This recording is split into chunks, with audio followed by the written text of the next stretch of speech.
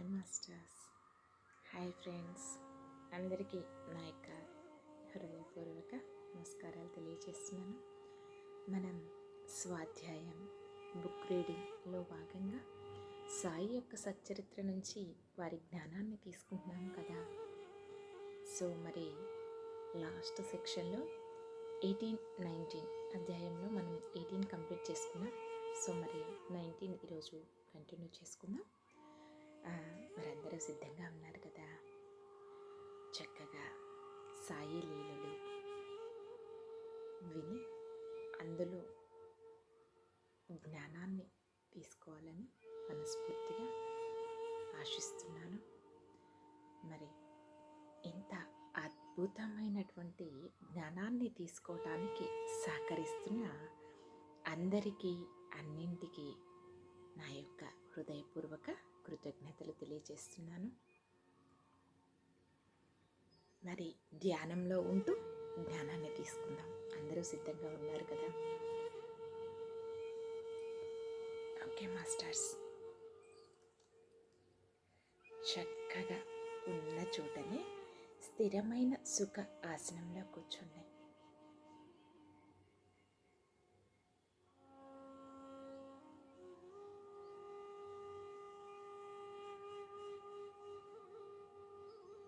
కాళ్ళు రెండు క్రాస్ చేసుకోండి. వేళ్ళల్లోకి వేళ్ళు పెట్టుకోండి. మీ రెండు కళ్ళను కూడా క్లోజ్ చేసుకోండి.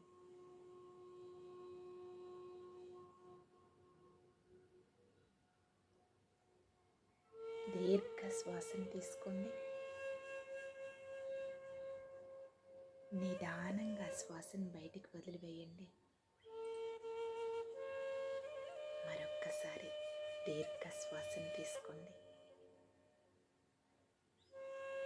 నిదానంగా శ్వాసను బయటికి వదిలివేయండి.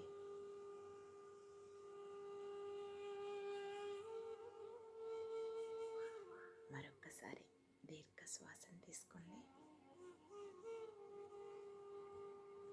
నిదానంగా శ్వాసని బయటికి వదిలివేయండి.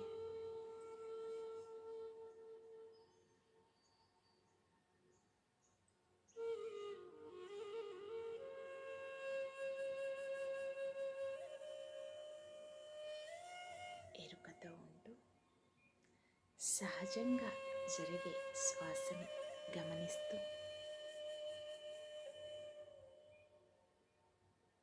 శ్వాసానుసంధానం మీతో మీరు ఉంటూ అంతరంగంలోనికి ప్రయాణించండి.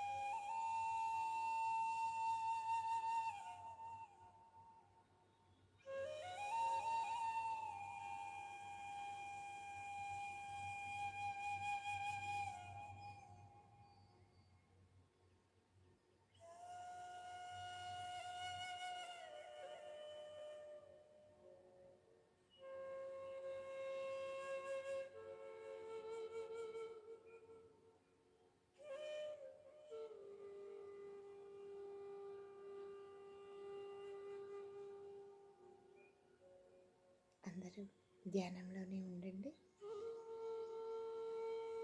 సెక్షన్ స్టార్ట్ చేస్తున్నాను. చక్కగా జ్ఞానాన్ని తీసుకోండి, నాతో పాటు మీరు కూడా. Okay my dear masters and my dear friends, 19వ అధ్యాయం. ఓం శ్రీ సాయినాథాయ నమః. శ్రీ సాయి సచ్చరిత్రము 19వ అధ్యాయం. చివర హేమాత్ పంత్ కొన్ని ఇతర విషయాలను చెప్పి ఉన్నారు. అవి ఈ దిగువ పొందపరిచితిమి. అంటే 18వ అధ్యాయానికి కంటిన్యూషన్. మన ప్రవర్తన గూర్చి బాబా ఉపదేశం. ఈ దిగువ చెప్పిన బాబా పలుకులు సాధారణమైనవి అయినప్పటికీ అమూల్యములు. ఈ దిగువ చెప్పిన బాబా పలుకులు సాధారణమైనప్పటికీ అమూల్యములు. వానిని మనస్సునందు ఉంచుకొని అట్లే చేసినచో నవి మనకు ఎవరు కానీ అవి మనకు మేలు చెయ్యును. ఏదైనా సంబంధం ఉండనిదే ఒకరు ఇంకొకరి వద్దకు పోరు.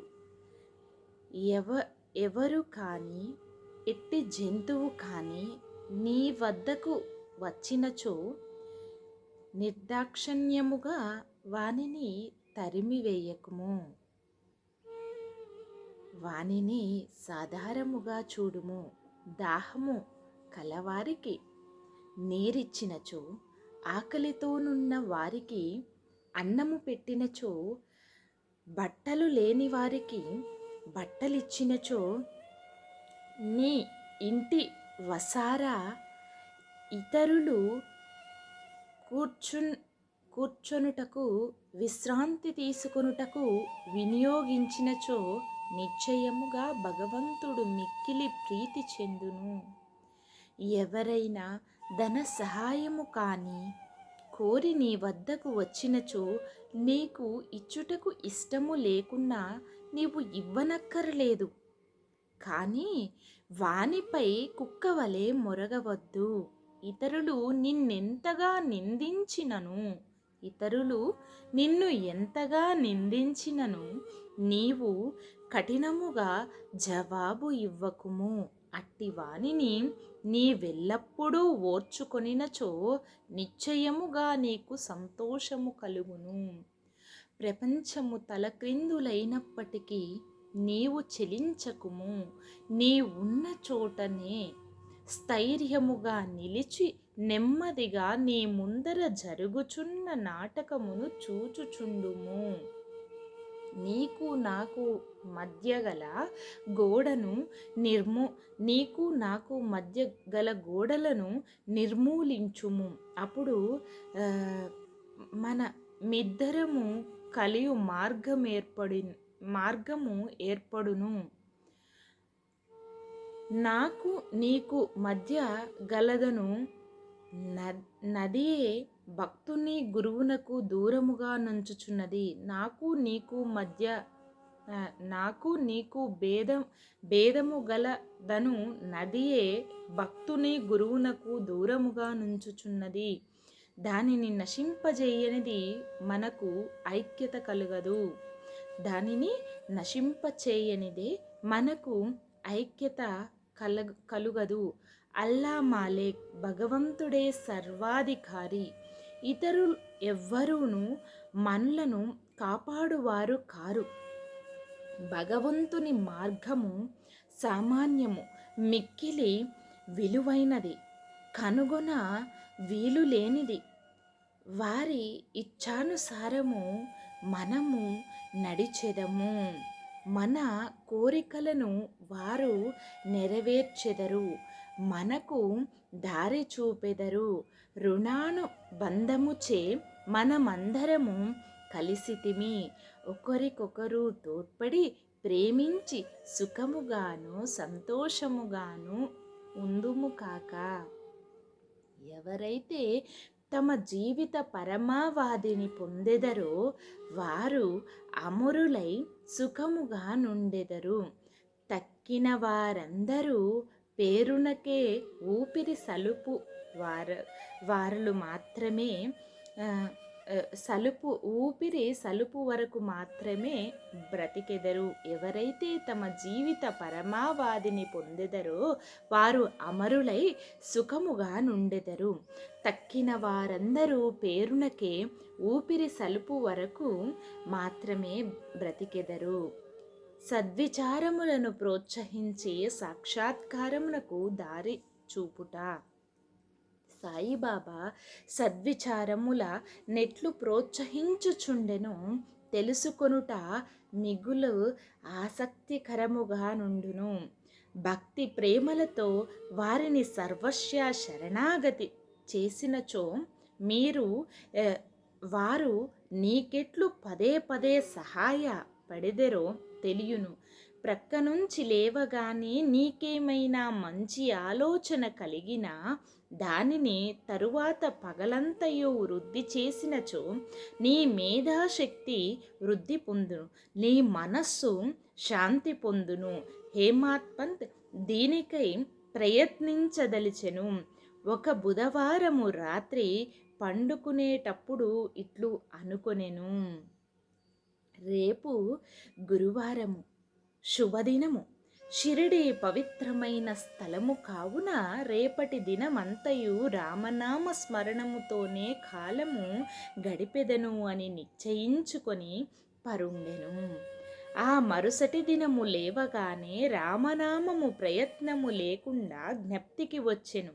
అతడు మిక్కిలి సంతసించెను. కాలకృత్యములు తీర్చుకొనిన పిమ్మట బాబాను చూచుటకు పువ్వులను తీసుకొని పోయెను. దీక్షిత్ వాడ విడిచి బూటీ వాడ దాటుచుండగా ఒక చక్కని పాట వినపడెను. ఔరంగాబాద్ నుంచి వచ్చిన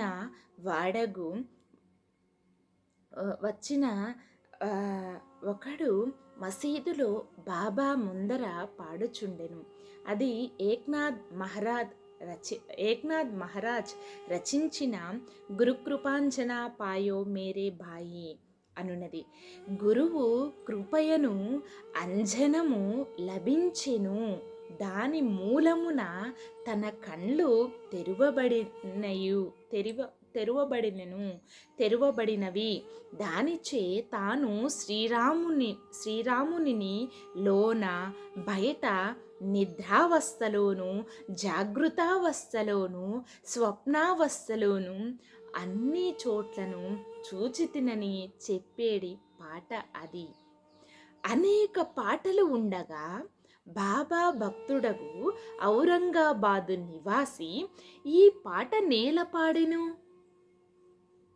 ఇది సందర్భానుసారముగా బాబా చేసిన ఏర్పాటు కదా. హేమాత్ పంత్ ఆనాడంతయు రామనామ స్మరణచే కాలము గడుపనించినవాడు కావున అతని మనోనిశ్చయము దృఢపరుచుటకై బాబా ఈ పాటను పాడించియుండును. రామనామ స్మరణ ఫలితము గూర్చి మహాత్ములందరిది ఒకే భావము. అది భక్తుల కోరికలు నెరవేర్చి వారిని కష్టముల నుంచి కాపాడును. ఉపదేశములో వైవిధ్యము, నిందగూర్చి బోధ. శ్రీ సాయి బోధనకు ప్రత్యేక స్థలము కానీ ప్రత్యేక సమయము కానీ అక్కరలేదు. సందర్భములను బట్టి వారి ప్రబోధము నిరంతరము జరుగుచుండును. ఒకానొక భక్తుడు ఇంకొక భక్తుని గూర్చి పరోక్షమున ఇతరుల ముందు నిందించుచుండెను. ఒప్పులు విడిచి భక్త సోదరుడు చేసిన తప్పులనే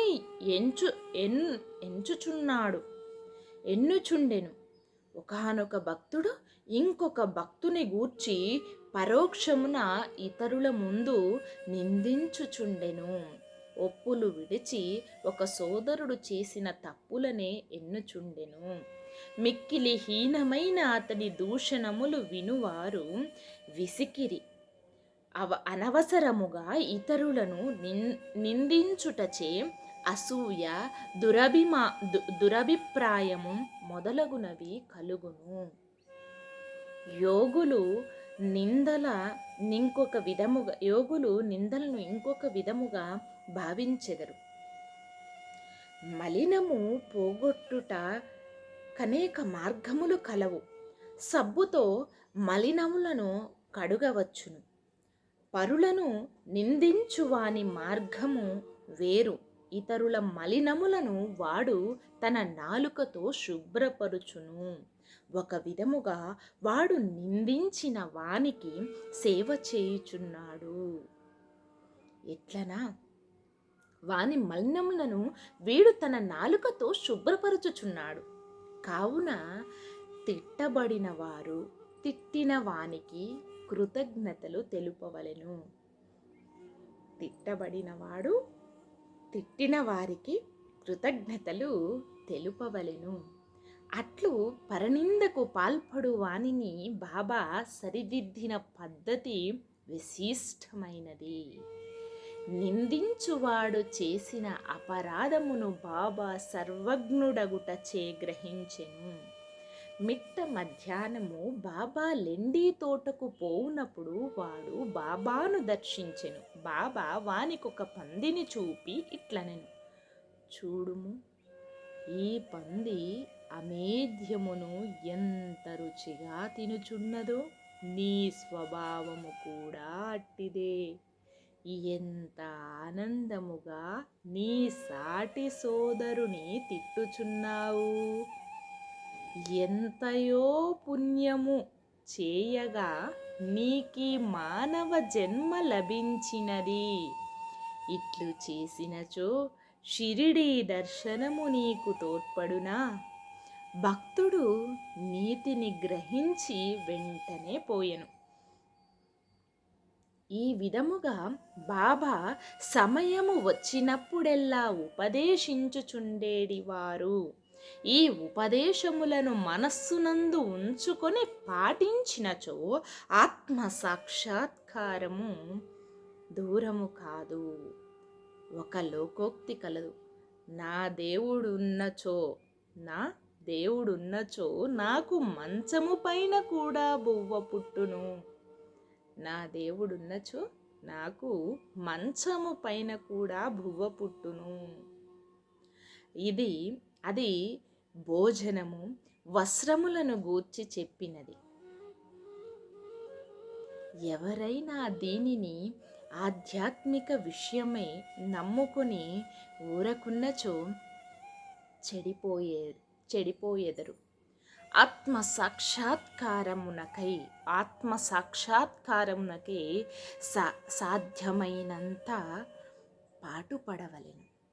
ఆత్మ సాక్షాత్కారమునకై సాధ్యమైనంత వరకు పాటుపడవలెను. ఎంత కృషి చేసినా అంత మేలు. బాబా తాను సర్వాంతర్యామినని చెప్పేడివారు. అన్నింటి యందు అనగా భూమి, గాలి, దేశము, ప్రపంచము, వెలుతురు, స్వర్గములందు వారు కలరు. ఆయన అనంతుడు. ఆ కనిపించేటి 3.5 మూరల దేహమే బాబాయ్ అని అనుకొను వారికి పాఠము చెప్పుటకే వారు ఆ రూపముతో అవతారమెత్తిరి. బాబాకు సర్వస్వ శరణాగతి చేసి అహర్నిశలు వారినే ధ్యానించినచో, బాబాకు సర్వస్వ శరణాగతి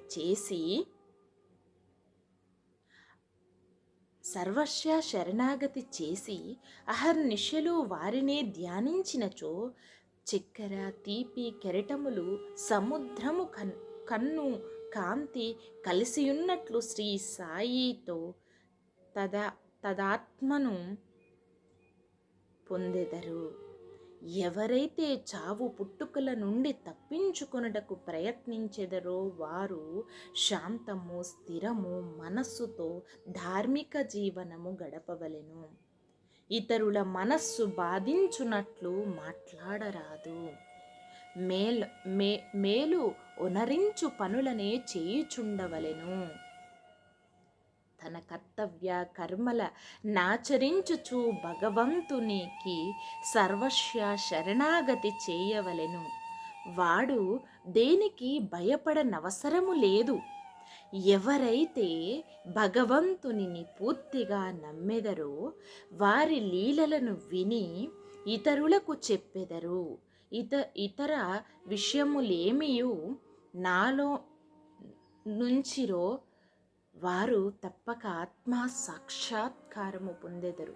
ఇతరుల విషయములు ఏమీయు ఆలోచించరు. ఇతరుల విషయము ఏమీ కూడా ఆలోచించకుండా ఉండేటి వారు తప్పక ఆత్మ సాక్షాత్కారమును పొందుదురు. అనేక మందికి బాబా తన నామమును జ్ఞప్తియందు ఉంచుకొని శరణు వేయడమనెను. తానెవరు అను దానిని తెలుసుకొనగోరు వారికి శ్రవణము మననమును చెయ్యమని సలహా ఇచ్చేటివాడు. వారెవరు అను తెలుసుకునేది వారికి శ్రవణమును మననమును చేయమని సలహా ఇచ్చేటివారు. కొందరికి భగవాన్ నామమును జ్ఞప్తియందు ఉంచుకొనమనేదరు.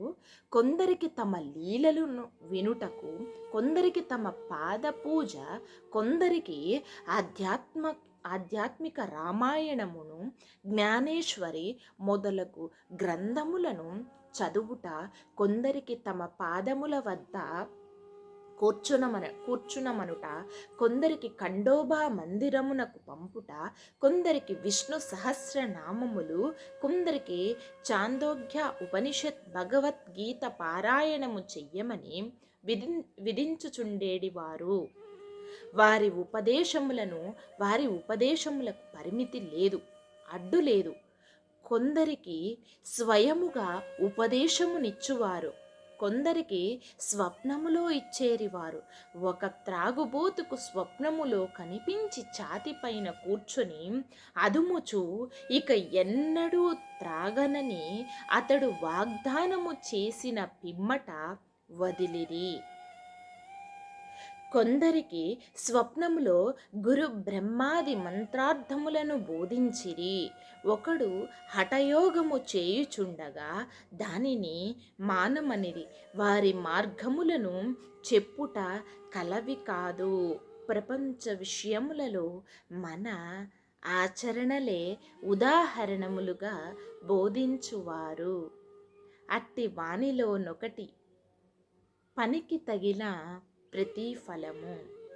బాబా ఒకనాడు మధ్యాహ్నము రాధాకృష్ణమాయి ఇంటి సమీపమునకు వచ్చి నిచ్చెన తీసుకొని రమ్ము అనెను.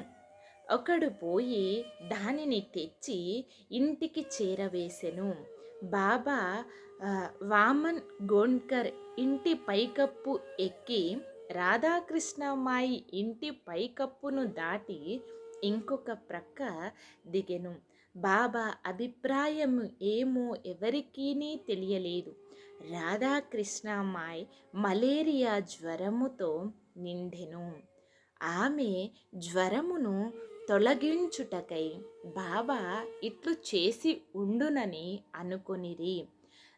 దిగిన వెంటనే నిచ్చెన తెచ్చిన వానికి బాబా 2 రూపాయలు ఇచ్చెను. ఎవడో ధైర్యము చేసి నిచ్చెన తెచ్చినంత మాత్రమున వానికి 2 రూపాయలు ఏల ఇవ్వవలెనని బాబాను ప్రశ్నించెను. ఒకరి కష్టము ఇంకొకరు ఉంచుకొనరాదు. కష్టపడు వాని కూలి సరిగాను దాతృత్వముతోనూ ధారాళముగా ఇవ్వవలెనని బాబా చెప్పెను. బాబా సలహా ప్రకారము ప్రవర్తించినచో కూలివాడు సరిగా పనిచేయును. పని చేయించేవాడు పని చేసే వారల కూడా సుఖపడెదరు. సమ్మెలకు తావుండదు. మదుపు పెట్టు వానికి కష్టపడి కూలి చేయు వాన్లకు మనస్పర్ధలుండవు. 19వ అధ్యాయం సంపూర్ణం. 18 నిన్న కంటిన్యూషన్లో, ఈరోజు 19 కంటిన్యూషన్ చేశాం కదండి. సో 18, 19 అధ్యాయాలు సంపూర్ణం. సద్గురు శ్రీ సాయినాథర్పణమస్తు. శుభం భవతు. ఓకే అండి. మరి ఇంకా చివరిగా ఇలానే ధ్యానంలో ఉంటూ ఇప్పుడు వరకు తీసుకున్న జ్ఞానాన్నంతా కూడా చక్కగా మనలో నింపుకుందాం. పరులను ఎప్పుడు కూడా నిందించవద్దు. ఈ నోటితో ఎప్పుడు కూడా చక్కటి మధురమైన అమృత తుల్యమైన మాటలను మాత్రమే మనము పలుకవలెను. మాటకి ఉన్న అర్థం ఏంటో తెలుసుకున్నాం కదా. చక్కగా వేరే వాళ్ళని నిందించడం వల్ల ఏం చేస్తున్నాం? మన నాలుకతో వారి యొక్క మలినాలను మనం తొలగిస్తున్నాం అన్నమాట. ఏమంటున్నారు అక్కడ బాబా? తిట్టిన మనం ఎవరినైతే తిడతామో తిట్టే వారికి కృతజ్ఞత తెలపాలంట. చూసారా? ఎందుకు? వీళ్ళు వాళ్ళకు మంచి చేస్తున్నారు కాబట్టి. సో మరి మనం మళ్ళీ అది అనుభవించాలి కదా. సో మనం అలాంటివి ఎప్పుడు చేయకూడదు. పరులని ఎప్పుడు కూడా నిందించవద్దు. మౌనంగా ఉండాలి. వాళ్ళు ఏమన్నా సరే మనం యాక్సెప్టెన్సీలో ఉండాలి. చాలా ఎరుకతో ఉండాలి మాట పట్ల కూడా. ఓకే, మరి చాలా బాగుంది కదా బాబా గారి యొక్క జ్ఞానం, అందులోని అంతరార్థం, తను ఆధ్యాత్మికత గురించి చెప్పేది చాలా చక్కగా ఉన్నాయి. ఇంకా ముందు ఇంకా మంచి మంచి లీలలను తెలుసుకుంటూ దాని యొక్క జ్ఞానాన్ని పూర్తిగా స్వీకరిద్దాం. ఓకే, అందరికీ బాబా గారి లీలలు, వారి యొక్క జ్ఞానం తీసుకోవటం అందరూ చక్కగా మనస్ఫూర్తిగా స్వీకరించాలని ఆశిస్తున్నాను. ఇంకొక నిమిషం ఇలానే కంటిన్యూ చేయండి మాస్టర్స్ ధ్యానాన్ని. సంపూర్ణంగా మనలో నింపుకుందాం. కాన్సంట్రేషన్ పెట్టండి, ఎరుకతో ఉండండి.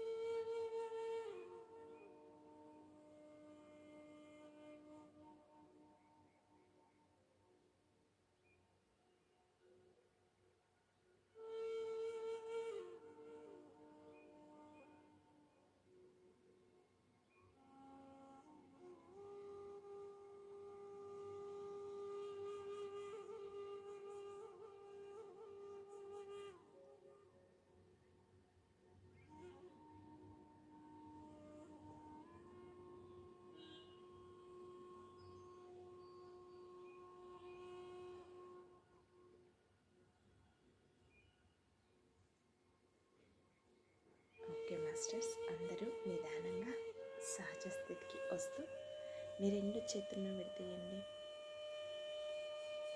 మీ కంటి మీద పెట్టుకోండి.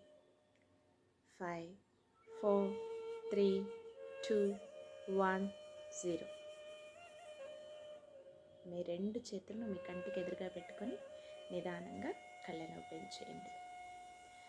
మరి నేనైతే మనస్ఫూర్తిగా మీరు ధ్యాన స్థితిలోనే ఉంటూ జ్ఞానాన్ని తీసుకుంటున్నారని అనుకుంటున్నాను. నిజమే కదా అది? అందరూ చేస్తున్నారని ఆశిస్తున్నాను. చక్కగా కూర్చోండి ఒక అర్ధగంట, చక్కగా కళ్ళు మూసుకొని రిలాక్స్ అవుతూ, హెడ్సెట్ ఉంటే హెడ్సెట్ పెట్టుకొని చక్కగా కథని వింటూ ఉండండి. చాలా బాగుంటుంది. ఓకేనా? ఓకే మరి. Thank you. ఇప్పటి వరకు సహకరించిన అందరికీ, అన్నింటికీ నా యొక్క హృదయపూర్వక కృతజ్ఞతలు తెలియజేస్తున్నాను.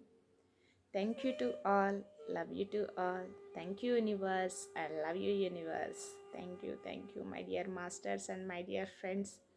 మరి ఇంకొక సెక్షన్లో కలుసుకుందాం. బాయ్.